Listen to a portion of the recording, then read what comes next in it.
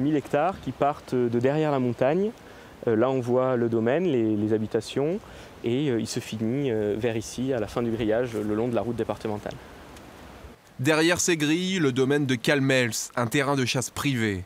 Bientôt peut-être la plus grande centrale photovoltaïque de France, capable de produire de l'électricité pour 200 000 habitants. Sur une surface de 400 hectares, la société héroltaise Arcolia prévoit l'installation de panneaux photovoltaïques couplés à une usine de production de méthane.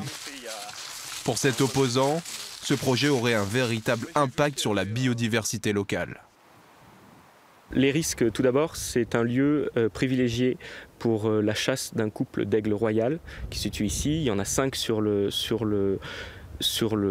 territoire. Et ensuite, l'un des risques majeurs, c'est l'utilisation de l'eau à vocation industrielle. Et vous savez ici sur le Larzac que l'eau est rare. D'après le promoteur, 80 000 mètres cubes d'eau par an seraient nécessaires à la production de l'usine de méthane, soit près des 2/3 de la consommation du Larzac héroltais, selon la communauté de communes.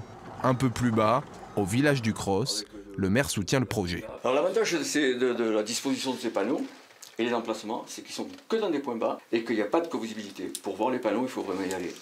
D'abord, c'est un projet très écologiste, qu'il est très innovant, produire de l'électricité verte, du gaz vert, pourquoi pas en grosse quantité, puisque le domaine est vaste et immense, on n'en utilise que la moitié.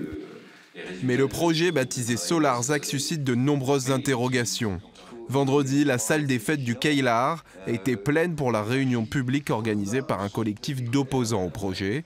Sur ce territoire, les habitants sont habitués aux luttes pour préserver l'environnement.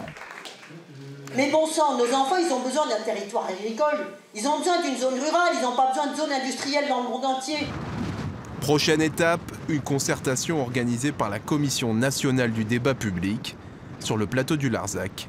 La mobilisation ne fait que commencer.